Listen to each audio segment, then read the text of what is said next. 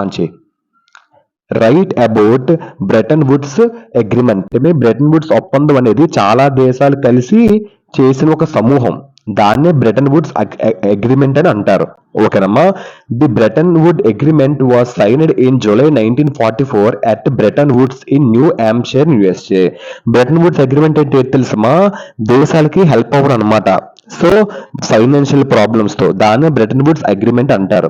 Signed అంటే ఏంటి? మన సిగ్నేచర్ ని పెట్టడం. బ్రెటన్ వుడ్స్ అంటే చాలా ఇంపార్టెంట్ పాయింట్ అమ్మ, జాగ్రత్త వినండి. బ్రెటన్ వుడ్స్ అంటే యుఎస్ఏలో అదొక ప్లేస్ అనమాట. 1944. ఎందుకంటే అది దేనికోసం అంటే వరల్డ్ ఎకనామీ కలిసి పనిచేయడం కోసం. వరల్డ్ వార్ 2 అయిపోయిన తర్వాత అదే బ్రెటన్ వుడ్స్ అంటారు. అది ఎక్కడ? న్యూ హెమ్స్పియర్ అంటే ఎక్కడ? అది స్టేట్ ఇన్ యుఎస్ఏ.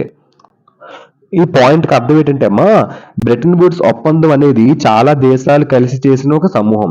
ఇది 1944 జూలైలో అమెరికాలోని న్యూ హెమ్స్పియర్ లో జరిగింది.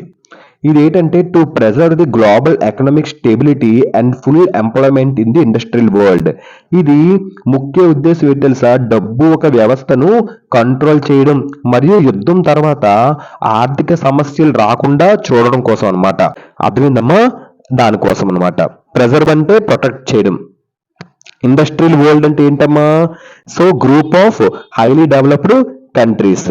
Next, international monetary fund IMF and international bank అంటే వరల్డ్ బ్యాంక్ వర్ ఎస్టాబ్లిష్డ్.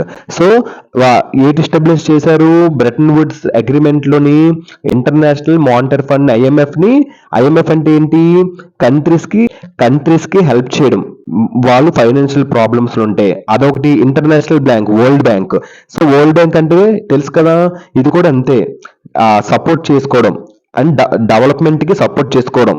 సో డెవలప్మెంట్ కి సపోర్ట్ చేసుకోవడం, పావర్టీని తగ్గించడం కోసం ప్రపంచం అంతా. ఈ రెండు ఎస్టాబ్లిష్ చేశారు బ్రెటన్ వుడ్స్ అగ్రిమెంట్. క్లియర్ మా? అదే write about Bretton Woods agreement.